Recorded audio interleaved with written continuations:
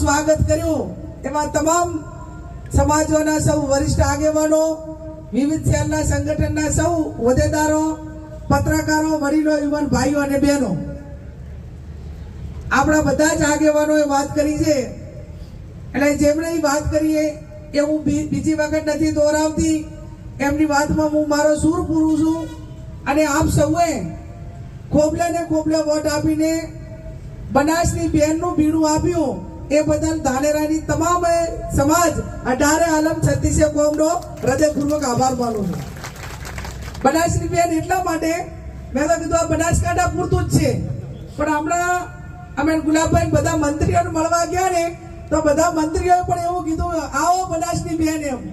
એટલે બનાસની બહેન કોઈક એના ભાઈઓની બહેન હોય, સીમિત એરિયા પૂરતી બહેન હોય, પણ આખા બનાસકાંઠાની બહેન તરીકેનો જે તમે દરજ્જો આપ્યો છે તો હું મામાજીને ભગવાનને પ્રાર્થના કરું કે એક બહેન તરીકે મારે તમારા બધાની જોડે કઈ રીતે વ્યવહાર કરવો જોઈએ, એક બહેનની જવાબદારી શું હોઈ શકે એ નિભાવવા માટેની મા જગદંબા અમને સૌને શક્તિ આપે એવી ભગવાનને પ્રાર્થના કરું છું. આ ચૂંટણી અનેક ચડાવ ઉતારો સાથે આપણે લડી.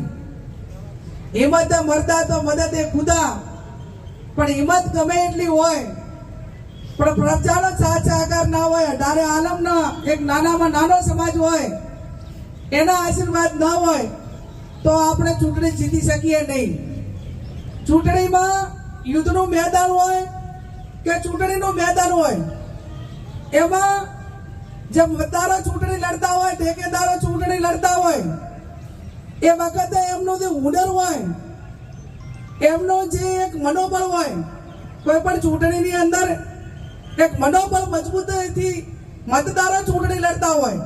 અને મતદારો જ્યારે ચૂંટણી લડતા હોય અને પહેલા દિવસે જ જ્યારે તમામ સમાજોએ એવું નક્કી કર્યું હોય કે ગમે એટલા આફત આવે, ગમે એટલી મુશ્કેલીઓ આવે, ગમે એટલા લોભ આવે, લાલચ આવે, પણ આ વખતે આપણે ગેરીબેનને અને કોંગ્રેસને જીતાડવી છે તો તમામ સંસાધનોને પરાજય કરવા વાળી બનાસકાંઠાની જનતાને, ધાનેરાને નમન કરું છું ને વંદન કરું છું. આવનાર સમયમાં રાજકારણની થિયરી હમણાં કોઈ ભાઈ ગુલાબભાઈ કહેતા હતા કે ગેનીબેનને ચૂંટણી લડાયા એવા ને એવા તમામને લડાવો, એવી હું અપેક્ષા રાખું છું ને એવું થાય એવી એમણે આશા પણ રાખી.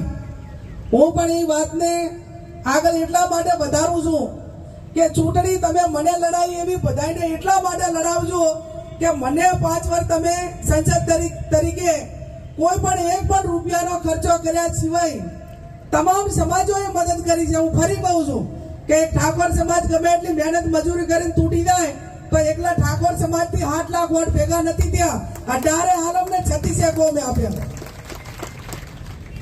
અને એટલું ચોક્કસ કહીશ કે તમે કોઈકને આપ્યું હતું તો કોઈક પાસે લેવા જવા માટે હકદાર બન્યા.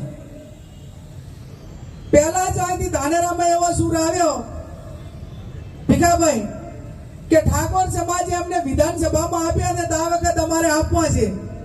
કોઈકને અનેક વખત અલગ અલગ સમાજોને અલગ અલગ વખતે અલગ અલગ ચૂંટણીઓમાં મદદ કરી હતી, તો આજે તમે જેની પાસે આપ્યા હતા એની પાસે લેવા માટે હકદાર પણ બન્યા.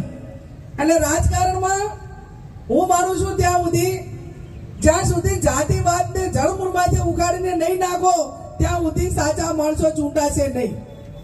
ત્યારે જાતિવાદને રાજકારણને કોઈ સ્થાન નથી. અને સ્થાન એટલા માટે નથી કે તમારા ખાતે જે ગામમાં રહેતો હોય એ પહેલા તમને એ કામ આવશે, પાસે કોઈ પણ સમાજ નો હોય, અને પછી પાડોશી અને પછી બીજા દૂર બેઠા. અને આ પ્રમાણેનો રાજકારણમાં એ આવનાર સમયની અંદર એની ખૂબ જળમૂળમાંથી મહેનત કરવા માટેની જરૂર પડશે. અને એટલા માટે આપ સૌને વિનંતી કરું કે ધાનેરા તાલુકામાં ભલે ધાનેરા તાલુકો માઇનસ રહ્યો હોય પણ વિધાનસભા લેવને બહુ મોટું નુકસાન નથી ગયું. અને એટલા માટે ધાનેરા તાલુકામાં તાલુકા લેવલે નતાભાઈ સાહેબ કેટલું નુકસાન થયું? ના તાલુકા ધાનેરા તાલુકાની વાત કરું છું. 7,000 જેટલું માઇનસ થયું અને એની લીડ દાંતીવાડા તાલુકામાં હતી. ભરભર થતા 1500 કે 1600, એટલે બહુ નુકસાન નથી કર્યું, નહીં તો નુકસાન વધારે 10,000 નું થયું હોત તોય આપણે ચૂંટણીમાં પરિણામમાં થોડી તકલીફ પડોત. ભારતીય જનતા પાર્ટીના લોકોને હજી સુધી હાર એ પચતી નથી અને એટલા માટે હજી વારંવાર દોહરાવે છે. એ લોકો ભાજપ અને કોંગ્રેસની ચૂંટણી નથી કરતા અને ચૂંટણી એ લોકો એમ માને છે હારવા વાળા કે ચૂંટણી હાર્યા, ભાજપ ને કોંગ્રેસ ચૂંટણી લડતું હતું એ પ્રમાણે એ કરતા હોત તો અનેક વખત ચૂંટણીઓમાં હાર જીત લોકશાહી ડબે થાય. એક રાજકારણનો ભાગ છે હાર અને જીત, એ એક પ્રણાલિકા છે લોકશાહીની. પણ એમને અફસોસ શેનો છે તમને ખબર છે બધાને? અફસોસ એ બાબતનો છે કે આટલું ખોટું કર્યું, આટલા ખર્ચા તોય છતાં હાર્યા. એમ અફસોસ એ બાબતનો છે. લોકશાહીમાં હાર જીત એ રાજકારણનો ભાગ છે, પણ સતત ખોટું કરીને પણ આટલું લૂંટાયું. હજી શરૂઆત તો હવે થશે. જે બધી લાડીઓ આલી છે ને એ વિધાનસભા સુધી જેટલાને તમારા બધાના કાને, આપણા કોંગ્રેસના આગેવાનોના કાને અથડાય કે આ ગામની અંદર આ લાલચથી આ માણસે અમે મદદ કરી છે, તો એને વહેલા વહેલું કહેતું કે ભાઈ ઉઘરાણી હવે ચાલુ કરી. તે તો આપે જ છે, પછી જે વાયદો કર્યો હોય વાયદાની ઉઘરાણી કરો. એટલે ભવિષ્યમાં માત્ર વાયદા આલીને વોટ લઈ દેનારા વાળાને પણ ખબર પડે કે લોકશાહી, અને હવે લોકોમાં પણ જાગૃતિ આવી છે કે આપણે માત્ર વાયદો આપીને દતારા અને પછી વોટ લઈને દતારા ને એનો પૂરો ના કરીએ તો ચૂંટણી તો છાસ બારે આવે ને આવે. અને એટલા માટે હું કહું છું કે જે ભાજપ વાળા જે આવે એની પાસે ઉઘરાણી કરાવશું. એક પાસે જેમ કે આ વોટ એ ભાજપના ફૂલને એમને આપ્યા છે કે કોઈ વ્યક્તિને આપ્યા છે? ભાજપના ફૂલને આપ્યો છે ને, એ સિમ્બોલ આપ્યા, કોઈ પણ લાલચથી આપ્યા છે. પણ એમાં જિલ્લાની ચૂંટણીમાં આવે, તાલુકાની આવે, વિધાનસભાની આવે, નગરપાલિકાની આવે, વારે વારે જે ચૂંટણી આવે એમાં કહેજો કે ભાઈ તારા વાયદાનું છેલ્લે થયું, કઈ પરિણામ આવ્યું કે નથી આવ્યું, એ પરિણામ લાવવા માટે એને કહેજો. એટલે હવે તો ફોન ઉપાડવાનું ચાલુ થઈ જાય. હવે તો હું કોણ છે તું કોણ, કઈ પોલીસ મારફત ખોટું કરાવ્યું હોય, ડેરીઓ મારફત ખોટું કરાવ્યું હોય, અને ખોટું થયું છે એવું આપણે બધા કબૂલ્યા નથી કબૂલતા? આ પ્રજાનો અવાજ છે, અમે કોઈના ઉપર આક્ષેપ નથી કરતા. પછી ખોટું પૈસાથી થયું હોય, ખોટું ડેરીના માધ્યમથી થયું હોય, ખોટું પોલીસના માધ્યમથી ખોટું થયું હોય, પણ જ્યાં પણ એમનો ઘાટ આવ્યો ત્યાં ખોટું કર્યું છે ને કર્યું છે. અને એટલા માટે હું કોંગ્રેસના સૌ આગેવાનોને વિનંતી કરું છું કે આવનાર સમયની અંદર બુથો ઉપર એવી તાકાત ઊભી કરો. આપણે ખોટું કરવું નથી, પણ આપણા બુથો ઉપર કોઈ પણ સંસાધનો દ્વારા એ ખોટું ના કરે એવી તાકાત કેળવવાની જરૂર આવનાર સમયમાં કોંગ્રેસ પાર્ટીને છે. અને જો એટલી તાકાત તમે ઊભી કરશો તો આપણે આ વખતની ચૂંટણી એ 1 લાખથી પણ વધારે વોટે આપણે ચૂંટણી જીતતા હતા. પણ કોઈ પણ વિધાનસભાની સીટ એવી નથી કે એની અંદર 10,000 વોટ ખોટા ના કર્યા હોય. મારી વાત સાચી કે ખોટી? આ પ્રજાનો અવાજ છે. અને હું એમ નહીં કહેતી કે કોઈ એક જ સમાજે કરાવ્યું છે. ધારો કે દાંતાની અંદર ખોટું કરાવ્યું તો ત્યાં કઈ ચૌધરી સમાજ એટલા પ્રમાણમાં નતો, અને ત્યાં વહીવટી તંત્ર હોય, પૈસા હોય, અને બીજા બહારથી આવીને ચૌધરીઓએ કબજો લીધો. ધાનેરામાં આપણે દાંતા વિધાનસભામાં હું અને જિલ્લા કોંગ્રેસ સમિતિના પ્રમુખ ગયા હતા, તો એક પણ બૂથ એ બીજા જિલ્લાનો કે બીજા તાલુકાનો કે જે આપણા વિસ્તારના મતદારો નથી એવા એક પણ બૂથ એમણે કે બોલા ઉપર એનો કબજો ના હોય એવું દાંતાનું એક પણ બૂથ નતું. તો એ તંદુરસ્ત લોકશાહીની નિશાની નથી. અને 24 કલાક પહેલા જે વિસ્તારનો મતદાર હોય એ મતદાર જ રહી કે બહારના કોઈ રહી શકતા નથી. પણ આપણે ઓલા મામા માસીના થતા હોય એમ કે ભાઈ આ તો હશે અમારા સમાજના હાગાવાળા, પણ મહેમાનગતિ કરવાનો વોટિંગના દાડે જ વારો આવ્યો, આટલા વર્ષ ટાઈમ ના મળે તમને મહેમાનગતિ કરવાનો, અને પાછા અહીંયા આપણા એમ કે ભાઈ અમારા મહેમાન આવ્યા છે એટલે આટલા દાડા વહેલા ન મળે આજ મહેમાનગતિ કરવા માટે એટલે પહોંચ્યા દાંતામ. અને એ ચિયું આગું વાળું હતું દાંતામાં કે તમારે અહીંયા મહેમાનગતિએ જવું પડે અને કઈ કોઈ કામ માટે જવું પડે. મેં કીધું એ પ્રમાણે કોમવાદ જેટલો જે સમાજો કરશે એના પગમાં આવવાનો અને આવવાનો. પછી ગેનીબેન ઠાકોર એવું અભિમાન ના કરે કે મારો સમાજ જિલ્લાની અંદર મોટો છે એટલે હું જીતી છું મારા સમાજના હિસાબે.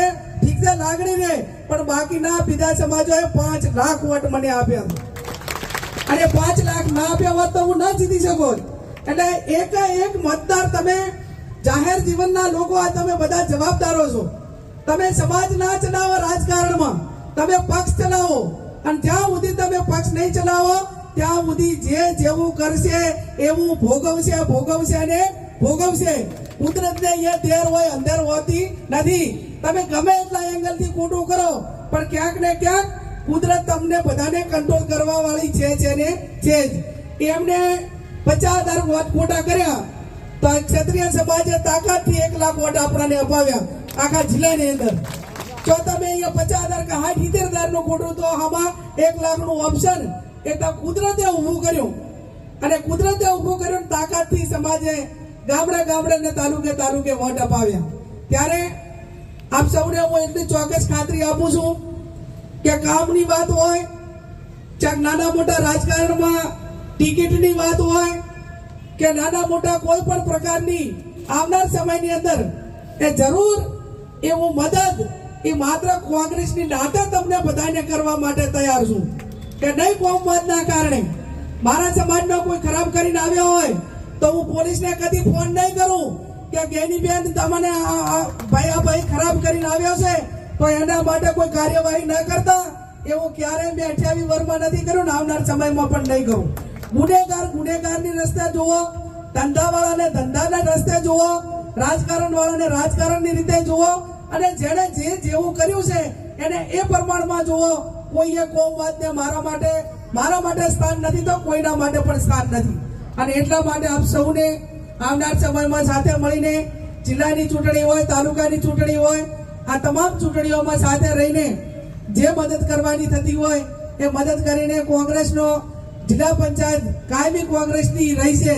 બનાસકાંઠા જિલ્લો કાયમી કોંગ્રેસનો ગઢ રહ્યો છે અને આવનાર સમયમાં પણ રહે. હું આપ સૌને આમંત્રણ આપું છું કે જ્યારે હરદ્વાર કે ગમે ત્યારે જો ત્યારે દિલ્હી બંગલો મળ્યા પછી એ આ તમારો બધાનો છે એ હમાદા એટલા રહેજો. અને મારી હાજરી છે તો ચા પાણી કરાવીશ ને તમારા બધાની સેવા જેટલી થાય એટલી કરવા માટેના પ્રયત્નો કરીશ. અને તમે ગરીબ સમાજની દીકરીને ખોબલે વોટ આપીને વિના મૂલ્યે કોઈ પણ ખર્ચા વગર તમે મને લોકસભામાં જીતાડી છે. હું મામાજીની સાક્ષીએ કહું છું કે તમારા કોઈ પણ કામમાં મારા લેવલે કે મારા નામે કોઈ પણ પ્રકારના 50 પૈસા લેવડાય એટાણે કહેજો તો હું એમ કહીશ કે તમારી બેન ને બનાસની બેન તરીકે મારી લાયકાત નથી. એમ તમે મને મફત જીતાડી છે તો તમારું ટાપુ કરવા પણ મારી મફતમાં જવાબદારી છે. અને એ પ્રમાણે 5 વર્ષ જેટલી સેવા થાય એટલી તમારી સેવા કરવામાં કઈ બાકી નહીં રાખવું.